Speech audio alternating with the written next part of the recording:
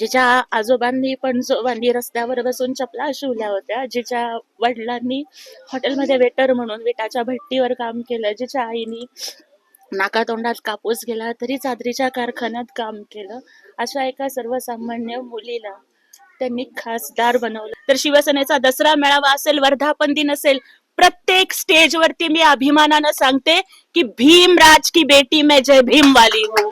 आणि मला त्याचा अभिमान आहे की मी बाबासाहेबांची लेक आहे. मी एवढंच म्हणते कि रुतबा मेरे सर को तेरे संविधान से मिला है, रुतबा मेरे सर को तेरे संविधान से मिला है, ये अधिकार और खासदार भी मुझे तेरे संविधान से मिला है.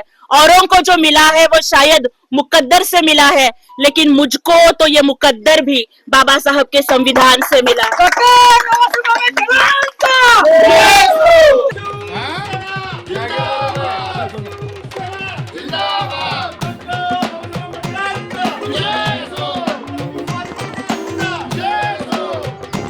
मागे मागे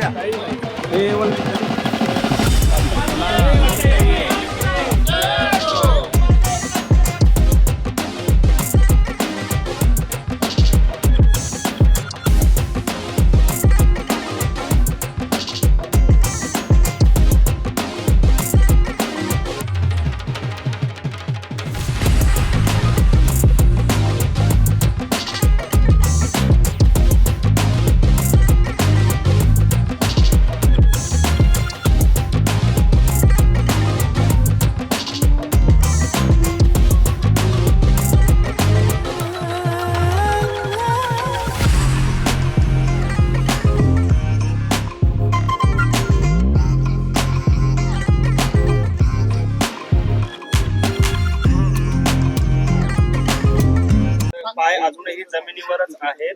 काय सांगाल, आज तुम्ही मूळ घरी आलेला आहात, जिथून तुमची सुरुवात झाली आयुष्याची? इथे आयुष्याची 30-35 वर्ष गेलेली आहेत. ही जागा जी आपण इथं बघतो, याच झाडाच्या खाली मी अभ्यासाला बसायचे. 12वीच्या बोर्डात येण्याचा अभ्यास इथेच बसून केलाय, 10वीचा अभ्यास इथेच केलाय, पीएचडीचा थिसिस इथेच बसून लिहिलाय. तुम्ही माझं घर बघितलं, वडील नगरसेवक होते तरी सुद्धा अजून सुद्धा मातीच्या घरात आम्ही राहतोय. म्हणजे मला माननीय एकनाथजी शिंदे साहेबांचे आणि खासदार डॉक्टर श्रीकांत शिंदे साहेबांचं मनापासून आभार मानायचंय की जिच्या आजोबांनी पणजोबांनी रस्त्यावर बसून चपला शिवल्या होत्या, जिच्या वडिलांनी हॉटेलमध्ये वेटर म्हणून विटाच्या भट्टीवर काम केलं, जिच्या आईनी नाकातोंडात कापूस गेला तरी चादरीच्या कारखान्यात काम केलं, अशा एका सर्वसामान्य मुलीला त्यांनी खासदार बनवलं, राज्यसभेवरची संधी दिली, याबद्दल मला त्यांचे मनापासून आभार मानायचे आहे. आणि तुम्ही बघितलंय की ही परिस्थिती, मला एवढंच वाटतं की माझी ही जी उमेदवारी आहे ती अशा मातीत मळलेल्या लोकांच्या जीवनामध्ये बदल आणण्यासाठी जर मी काही करू शकले तर मला वाटतं की ती मी उमेदवारी सार्थ ठरवू शकेल. ताई, खरं तर तुम्ही भावूक झालेल्या आहात, कारण एवढी मोठी संधी जी आहे पक्षाने दिलेली आहे, विशेषतः एकनाथ शिंदे साहेबांनी. काय सांगाल, त्यांच्याबद्दल कशा भावना व्यक्त कराल? आदरणीय एकनाथजी शिंदे साहेबांच्या बद्दल आणि खासदार डॉक्टर श्रीकांत शिंदे साहेबांबद्दल कितीही बोललं तरी कमी आहे. त्यांनी दाखवून दिलं, माझ्यासारख्या एका सर्वसामान्य गोरगरीब मागासवर्गीय मुलीला संधी देऊन त्यांनी दाखवून दिलं की शिवसेनेमध्ये जातीपातीला थारा नाही. जसं हिंदुहृदय सम्राट बाळासाहेब ठाकरे महिला आघाडीला रणरागिणी म्हणायचे, हिंदुहृदय सम्राट बाळासाहेब ठाकरे जसं नेहमी म्हणायचे की शिवसैनिक हीच तुमची जात आणि शिवसैनिक हाच तुमचा धर्म, आज तोच विचारांचा वारसा एकनाथ शिंदे साहेबांनी पुढे चालवला. म्हणजे एकनाथ शिंदे साहेब जसं म्हणतात की मी कॉमन मॅन आहे आणि आता डीसीएम म्हणजे डेडिकेटेड टू कॉमन मॅन आहे. मग आज तुम्ही बघताय की आमच्यासारख्या एक म्हणजे गल्लीच्या मुलीला दिल्लीपर्यंत पोहोचवणं हे धाडस महाराष्ट्रामध्ये फक्त आणि फक्त एकनाथ शिंदे साहेबच करू शकतात. म्हणजे काही नेते आपल्या कुटुंबालाच आपला पक्ष समजतात, पण एकनाथ शिंदे साहेबांच्या सारखे नेते आपल्या पक्षालाच आपलं कुटुंब समजतात, हे त्यांनी दाखवून दिलेलं आहे. आणि मी तर मागितलंही नव्हतं, न मागता इतकी मोठी संधी दिली. एकनाथ शिंदे साहेबांचं काम असंच आहे की मैं जो बोलता हूँ वो मैं करता हूँ और जो मैं नहीं बोलता वो मैं डेफिनेटली करता हूँ. ताई, तुमच्या आईच्या हातामध्ये भारताचं संविधान दिसून येतंय. खरं तर तुम्ही दिल्लीची तुमची उमेदवारी जाहीर झाल्यानंतर म्हणलात की भीमराज की बेटी. काय बाबासाहेबांची उपकार? बाबासाहेबांच्या उपकाराशिवाय आम्ही शून्य आहोत. डॉक्टर बाबासाहेब आंबेडकरांचा शिका, संघटित व्हा आणि संघर्ष करा हा विचार माझ्या आई बापाच्या मनामध्ये रुजला. म्हणूनच आज इतक्या गरीब वस्तीमध्ये असून सुद्धा मी शिकू शकले, मी संघर्ष करू शकले. केवळ उमेदवारी दिल्यावरतीच नाही, तर शिवसेनेचा दसरा मेळावा असेल, वर्धापन दिन असेल, प्रत्येक स्टेजवरती मी अभिमानानं सांगते की भीमराज की बेटी मैं जय भीम वाली हूँ.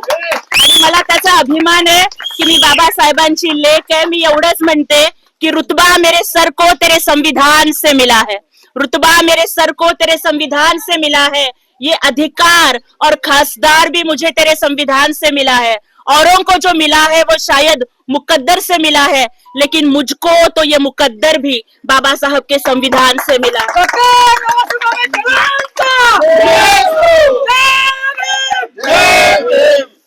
खर तर सोलापूरचे अनेक प्रश्न जे आहेत ते प्रलंबित आहेत, कारण दोन विरोधी पक्षातले खासदार या ठिकाणी असल्यामुळे कशा पद्धतीने आता सोलापूरच्या विकासाकडे, खरं तर महाराष्ट्रासाठीच आपली निवड आहे, विशेषतः सोलापूरकडे कशा पद्धतीने लक्ष असणार आहे, काय विजन आहे सोलापूर? सोलापूर ही माझी मायभूमी आहे आणि म्हणूनच मी आधी सोलापूरच्या या मायभूमीला आणि ज्या मातीमधून मी घडले त्या भूमीला नतमस्तक होण्यासाठी मी इथे आले. सोलापूरचे माझ्यावरती अनंत उपकार आहेत, कारण एका तेलुगू बोलणाऱ्या मुलीला, एका मागासवर्गीय मुलीला सोलापूरकरांनी सूत्रसंचालिका असेल, वक्ता असेल, कार्यकर्ती असेल, एखाद्या पक्षाची शहर अध्यक्ष असेल, या प्रत्येक भूमिकेतून सोलापूरकरांनी स्वीकारलं आणि माझे सोलापूरकर बांधव हे माझ्या पाठीशी उभे राहिले.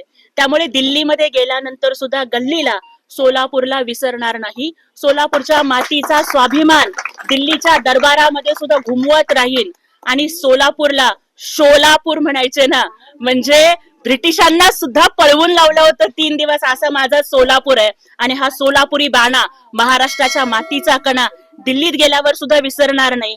माझ्या लाखो सोलापूरच्या बांधवांना अभिमान वाटेल अशा पद्धतीचं काम मी करेन. मी राजकन्या नाहीये, मी संघर्ष कन्या आहे, गरीब आई बापाची पोरगी आहे. माझा बाप मोठा नाही, माझी आई मोठी नाही, माझी लोक मोठे नाहीत, माझं घर मोठं नाहीये, मी बंगल्यात राहत नाहीये. त्याच्यामुळे सोलापूरचे जे बांधकाम कामगार आहेत, सोलापूरच्या ज्या विडी कामगार महिला आहेत, आज इथं तुम्ही जेवढ्या महिला इथं उभारलेल्या बघताय, त्यातली कुणीतरी धुणी भांडी करायला जाते, कुणीतरी हॉस्पिटलमध्ये काम करायला जाते, कुणीतरी हॉटेलमध्ये चपात्या लाटायला जाते. या सगळ्यांच्या कष्टाची मला जाणीव आहे, कारण आज त्यांनी जो हार माझ्या सत्कारासाठी विकत आलाय तो त्यांच्या घामाच्या कष्टाच्या पैशाचा आहे. आणि त्याच्यामुळे त्यांच्या प्रत्येकीच्या आणि प्रत्येक कष्टकरी बांधवांच्या प्रश्नाला, सोलापूरचा पाणी प्रश्न असेल, रोजगाराचा प्रश्न असेल, या सगळ्या प्रश्नांना मी दिल्ली दरबारी आवाज उठवेन. आणि आमचे नेते एकनाथ शिंदे साहेब आणि खासदार डॉक्टर श्रीकांत शिंदे साहेब यांच्या मार्गदर्शनाखाली सोलापूरला आणि महाराष्ट्राला अभिमान वाटेल असं काम करेन असा विश्वास वाटतो.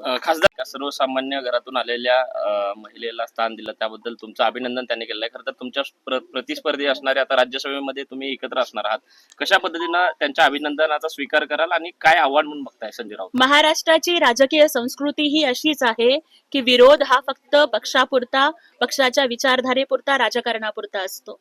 त्यांच्या शुभेच्छांचा मनापासून स्वीकार करते, परंतु त्याच वेळेला मला इथे मनापासून सांगायचंय की जे हिंदू हृदय सम्राट बाळासाहेब ठाकरे करत होते, की पानटपरी चालवणाऱ्याला मंत्री करणं, भाजी विकणाऱ्याला विरोधी पक्ष नेता करणं, रिक्षा चालवणाऱ्यांना शिवसेनेचा नेता करणं, आज त्याचप्रमाणे एका कष्टकरी आईबापाच्या पोरीला खासदार करणं हा वारसा एकनाथ शिंदे साहेबांनी चालवलाय.